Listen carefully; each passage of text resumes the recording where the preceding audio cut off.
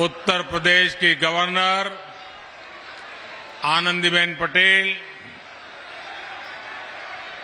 यहां के लोकप्रिय मुख्यमंत्री श्रीमान योगी आदित्यनाथ जी, उप मुख्यमंत्री ब्रजेश पाठक जी, केंद्रीय मंत्री श्री वीके सिंह जी,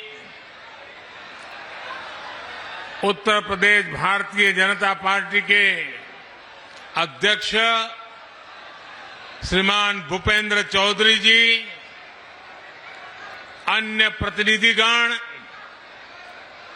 और बुलंद के मेरे प्यारे भाइयों और बहनों,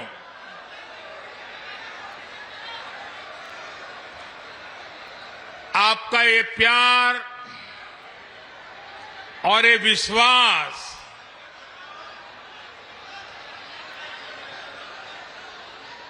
जीवन में इससे बड़ा सौभाग्य क्या हो सकता है। मैं आपके प्यार के लिए अभिभूत हूं और मैं आज देख रहा था इतनी बड़ी तादाद में माताएं बहनें, और ये समय तो हमारे यहां परिवार में माताओं बहनों का सबसे व्यस्त समय होता है, रसोई का समय होता है, लेकिन सब छोड़ छाड़ करके इतनी बड़ी तादाद में हमें आशीर्वाद देने आए सभी माताओं बहनों को मेरा विशेष प्रणाम।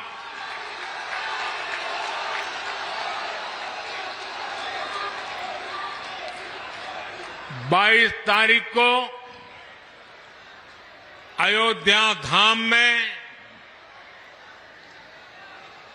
प्रभु श्री राम के दर्शन हुए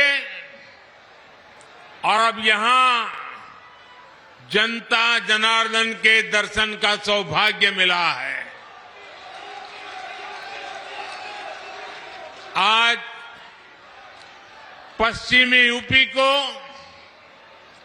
विकास के लिए 19,000 करोड़ रुपए से अधिक के प्रोजेक्ट भी मिले हैं। ये project rail line, highway, petroleum pipeline, पानी, सीवेज, मेडिकल कॉलेज और औद्योगिक शहर से जुड़े हुए हैं। आज यमुना और रामगंगा की स्वच्छता से जुड़े प्रोजेक्ट का भी लोकार्पण हुआ है। मैं बुलंदशहर सहित पश्चिमी उत्तर प्रदेश के सभी मेरे परिवारजनों को इसके लिए बहुत बहुत बधाई देता हूं।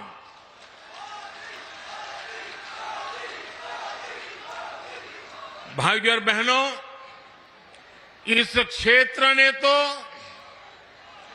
देश को कल्याण सिंह जी जैसा सपूत दिया है, जिन्होंने राम काज और राष्ट्र काज दोनों के लिए अपना जीवन समर्पित किया। आज वो जहां है, अयोध्या धाम को देखकर बहुत आनंदित हो रहे होंगे। ये हमारा सौभाग्य है कि देश ने कल्याण सिंह जी और उनके जैसे अनेक लोगों का सपना पूरा किया है। लेकिन अभी भी सशक्त राष्ट्र के निर्माण का, सच्चे सामाजिक न्याय का उनका स्वप्न पूरा करने के लिए हमें अपनी गति और बढ़ानी है और जिसके लिए हमें मिलकर काम करना है। साथियों, अयोध्या में मैंने रामलला के सानिध्य में कहा था कि प्राण प्रतिष्ठा का कार्य संपन्न हुआ, अब राष्ट्र प्रतिष्ठा को नई ऊंचाई देने का समय है।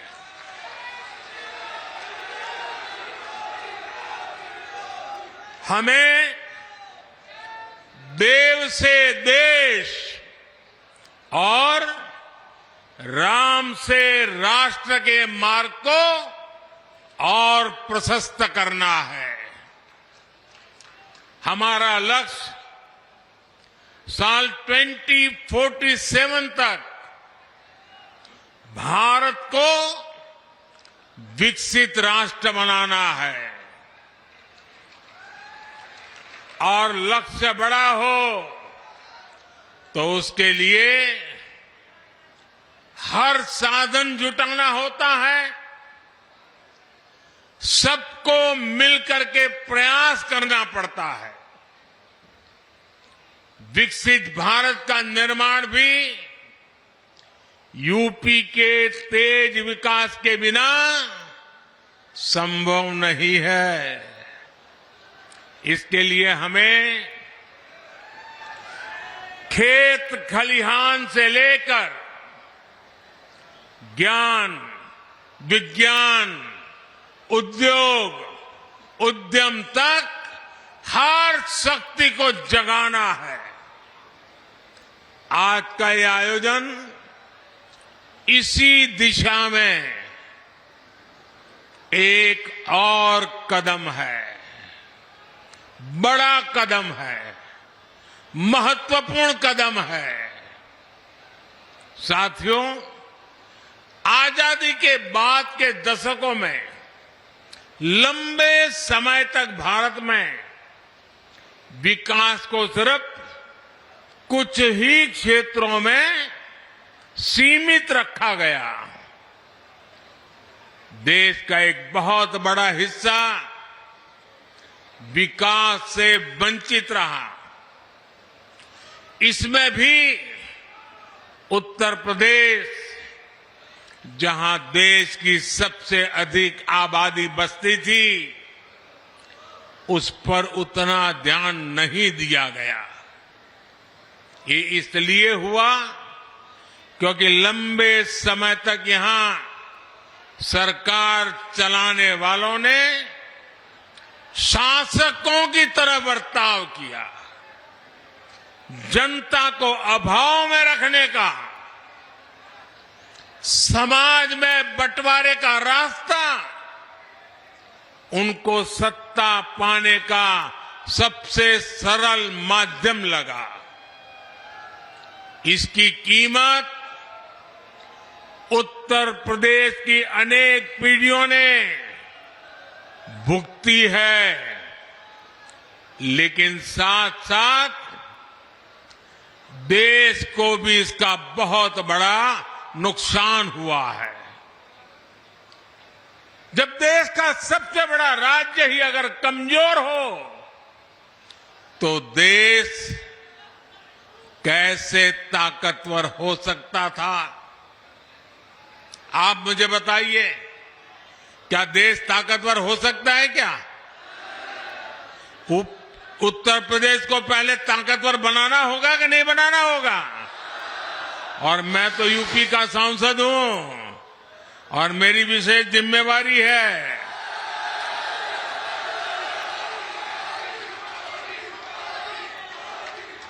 मेरे परिवारजनों, 2017 में डबल इंजन की सरकार बनने के बाद से यूपी में पुरानी चुनौतियों से निपटने के साथ ही आर्थिक विकास को नई गति दी है।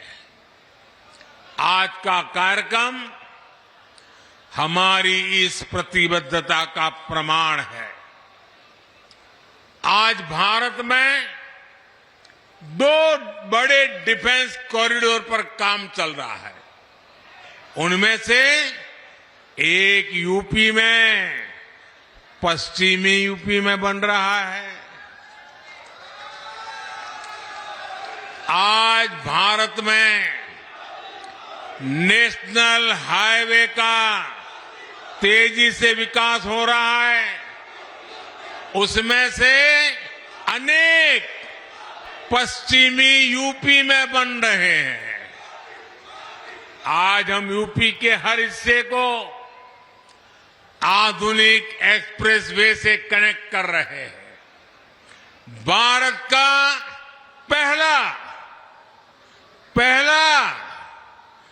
पहला नमो भारत ट्रेन प्रोजेक्ट पश्चिम यूपी में ही शुरू हुआ है।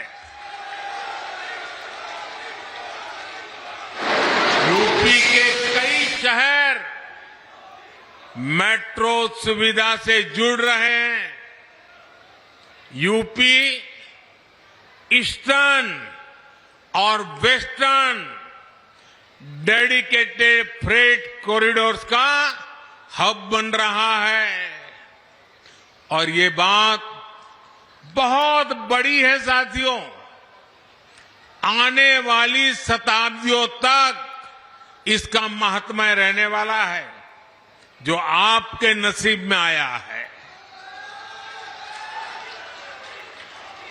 जब जेवर इंटरनेशनल एयरपोर्ट बनकर तैयार हो जाएगा तो इस क्षेत्र को एक नई ताकत, नई उड़ान मिलने वाली है। साथियों, सरकार के प्रयासों से आज पश्चिमी उत्तर प्रदेश रोजगार देने वाले प्रमुख सेंटर में से एक बन रहा है। केंद्र सरकार देश में 4 नए औद्योगिक स्मार्ट शहर बनाने की तैयारी में है।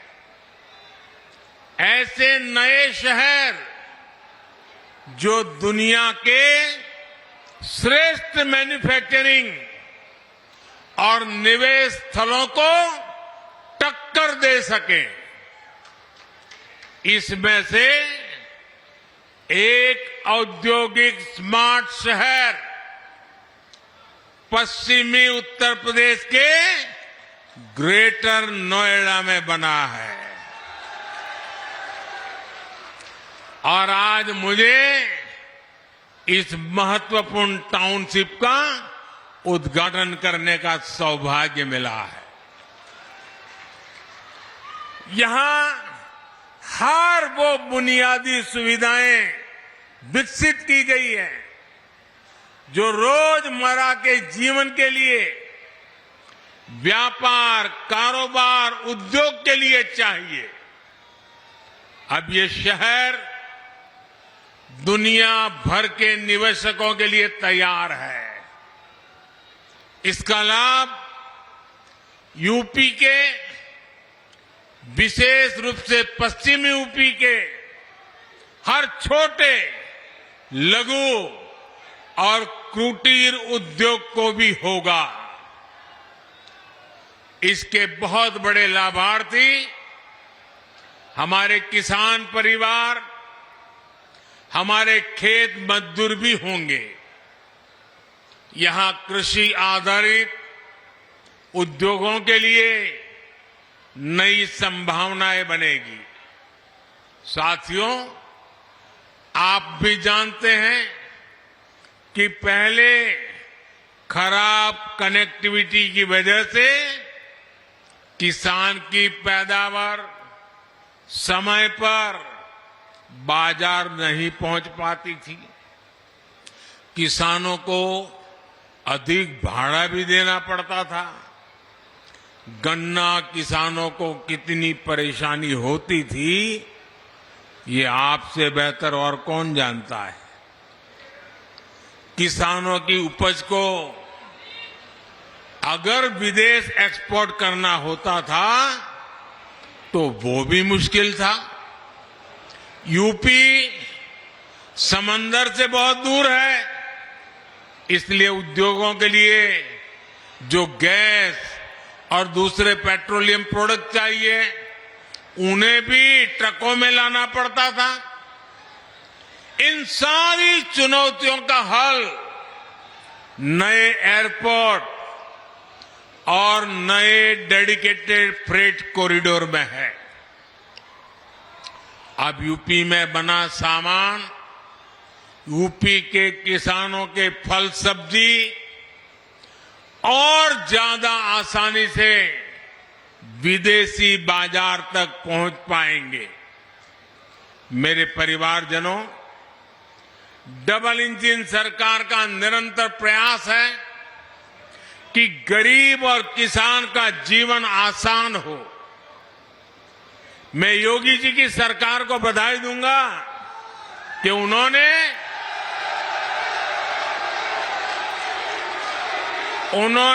नए पेराई सत्र के लिए गन्ने का मूल्य और बढ़ा दिया है। गन्ना किसान हो, गेहूं और धान किसान हो, सभी किसानों को पहले अपनी ही उपज का पैसा पाने के लिए लंबा इंतजार करना पड़ता था। लेकिन हमारी सरकार इस परिस्थिति से किसान को बाहर निकाल रही है।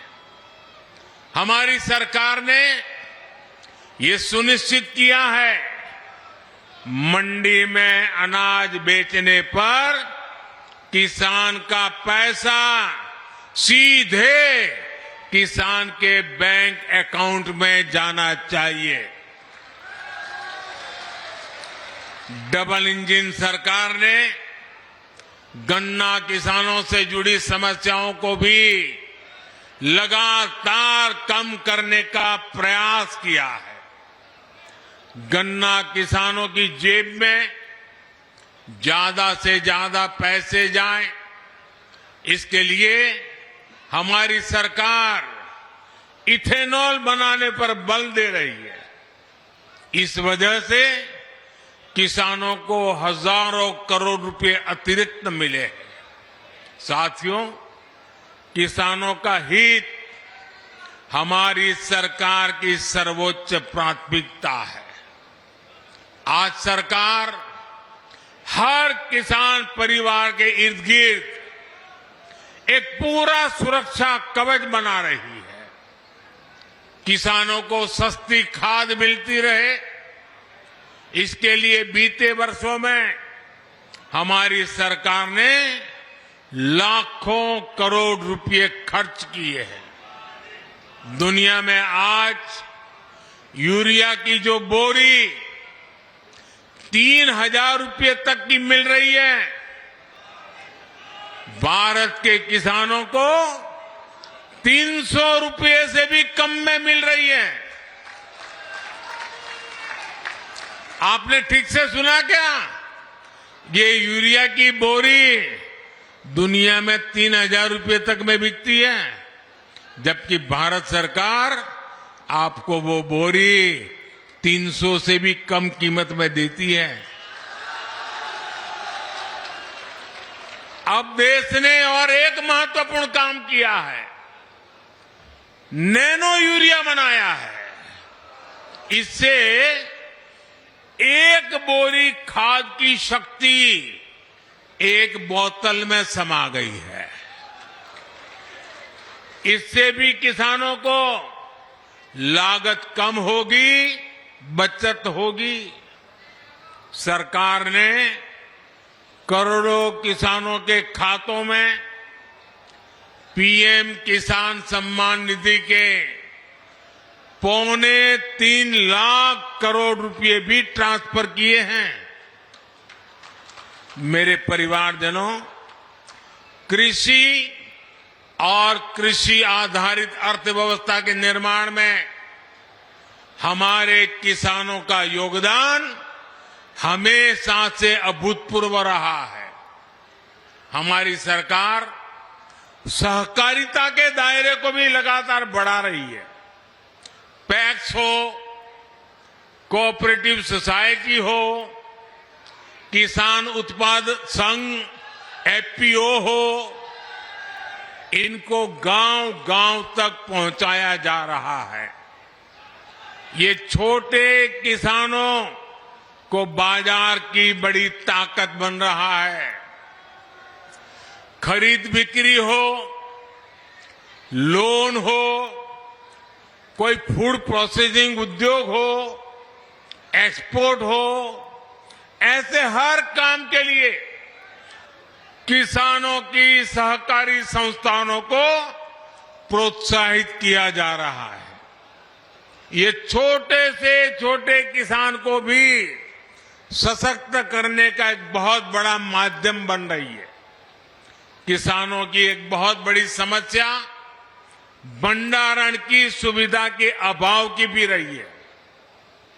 हमारी सरकार ने भंडारण की सुविधाओं के निर्माण के लिए दुनिया की सबसे बड़ी योजना शुरू की है।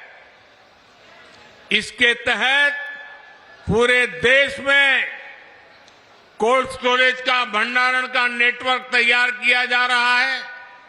साथियों, हमारा प्रयास है कि खेती किसानी को आधुनिक तकनीक से जोड़ा जाए। इसमें भी गांव में हमारी नारी शक्ति के माध्यम एक बहुत बड़ी ताकत बन सकता है और उस दिशा में हम काम कर रहे हैं। केंद्र सरकार ने नमो ड्रोन दीदी योजना शुरू की है। इससे महिलाओं के स्वयं सहायता समूहों को ड्रोन पायलट की ट्रेनिंग दी जा रही है। उन्हें ड्रोन दिए जा रहे हैं। भविष्य में ये नमो ड्रोन दीदी ग्रामीण अर्थव्यवस्था और खेती किसानी की बहुत बड़ी ताकत बनने जा रही है। साथियों, किसानों के लिए जितना हमारी सरकार ने काम किया है उतना पहले किसी सरकार ने नहीं किया है। बीते 10 वर्षों में जन कल्याण की हर योजना का सीधा लाभ हमारे छोटे किसानों को मिला है। करोड़ों पक्के घर बने हैं तो इनके बहुत बड़े लाभार्थी छोटे किसान और खेत मजदूर है। गांवों के करोड़ों घरों में पहली बार टॉयलेट बने हैं। पहली बार गांव के करोड़ों घरों में नल से जल पहुंचा है। इसका लाभ सबसे अधिक किसान परिवारों की मेरी माताओं बहनों को ही तो मिला है। पहली बार किसानों और खेत मजदूरों को भी पेंशन की सुविधा मिली है। पीएम फसल बीमा योजना से किसानों को मुश्किल समय में मदद मिली है। फसल खराब होने पर किसानों को 1.5 लाख करोड़ रुपए से ज्यादा दिए गए हैं। मुफ्त राशन हो, मुफ्त इलाज हो, इसके ज्यादातर लाभार्थी गांव के मेरे किसान परिवार और खेत मजदूर ही है। हमारा प्रयास है कि कोई भी लाभार्थी सरकार की योजना से वंचित न रहे। इसके लिए मोदी की गारंटी वाली गाड़ी गांव-गांव आ रही है। यूपी में भी लाखों लोग इस गारंटी वाली गाड़ी से जुड़े हैं। भाइयों और बहनों, मोदी की गारंटी है कि जल्द से जल्द देश के हर नागरिक को उसके लिए बनी सरकारी योजना का लाभ मिले। आज देश मोदी की गारंटी को गारंटी पूरा होने की गारंटी मांगता है, क्योंकि हमारी सरकार जो कहती है वो करके दिखाती है। आज हमारा पूरा प्रयास है कि सरकार की योजना का लाभ हर लाभार्थी तक पहुंचे। इसलिए मोदी सैचुरेशन की गारंटी दे रहा है, 100% की गारंटी दे रहा है। जब सरकार 100% लाभार्थियों तक पहुंचती है तो किसी भेदभाव की गुंजाइश नहीं रह जाती। जब सरकार 100% लाभार्थियों तक पहुंचती है तो किसी भ्रष्टाचार की गुंजाइश भी नहीं रह जाती। और यही सच्चा सेक्युलरिज्म है, यही सच्चा सामाजिक न्याय है। गरीब किसी भी समाज में हो, उसकी जरूरतें उसके सपने समान है। किसान किसी भी समाज को हो, उसकी जरूरतें उसके सपने एक जैसे हैं। महिलाएं किसी भी समाज की हो, उनकी जरूरतें उनके सपने भी एक ही है। युवा किसी भी समाज के हो, उनके सपने उनकी चुनौतियां एक जैसी ही है। इसलिए मोदी बिना भेदभाव के हर जरूरतमंद तक तेजी से पहुंचना चाहता है। आजादी के बाद लंबे समय तक कोई गरीबी हटाओ का नारा देता रहा, कोई सामाजिक न्याय के नाम पर झूठ बोलता रहा, लेकिन देश के गरीबों ने देखा कि सिर्फ कुछ परिवारों के घर अमीरी आई, कुछ ही परिवारों की राजनीति फली फूली। सामान्य गरीब, दलित, पिछड़ा तो अपराधियों और दंगों से सहमा हुआ था। लेकिन अब देश में स्थितियां बदल रही है। मोदी ईमानदारी से आपकी सेवा में जुटा है। इसी का नतीजा है कि हमारी सरकार के 10 वर्षों में 25 करोड़ लोग, यह आंकड़ा बहुत बड़ा है, 25 करोड़ लोग गरीबी से बाहर निकले हैं। जो बाकी बचे हैं उन्हें भी उम्मीद जगी है कि वे भी जल्द ही गरीबी को परास्त कर देंगे। साथियों, मेरे लिए तो आप ही मेरा परिवार है।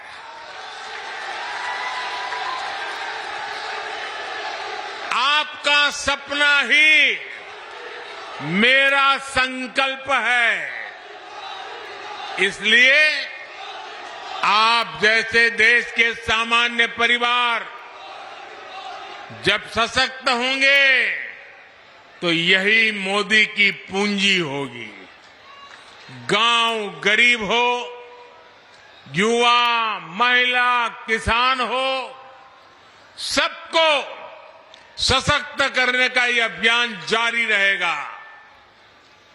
आज मैं देख रहा था, कुछ मीडिया वाले चला रहे थे कि आज बुलंदशहर में मोदी चुनाव का बिगुल फूकेंगे।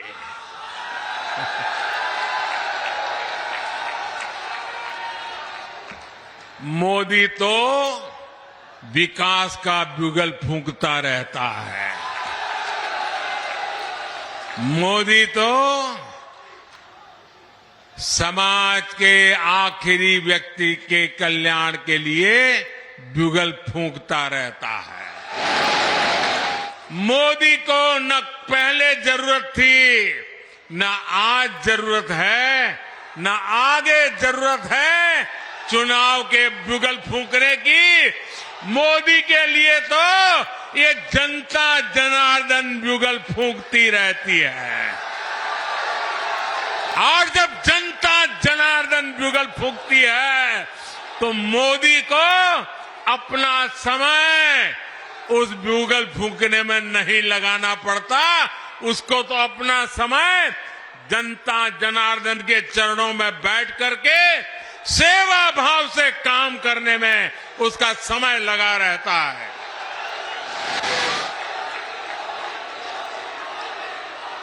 एक बार फिर आप सभी को विकास कार्यों के लिए बहुत बहुत बधाई। मेरे साथ पूरी शक्ति से बोलिए, भारत माता की। शाबाश, भारत माता की, भारत माता की। बहुत बहुत धन्यवाद।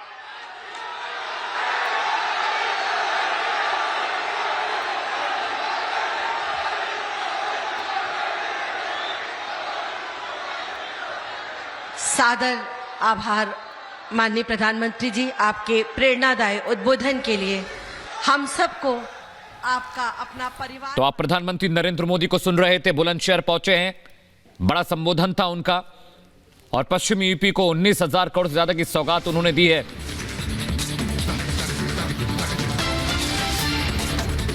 यहां रुक रहे छोटे से ब्रेक के लिए। ब्रेक के बाद देखिए बुलंदशहर से बजा 2024 का बिल्कुल छोटा सा ब्रेक, जल्द लौट रहे हैं।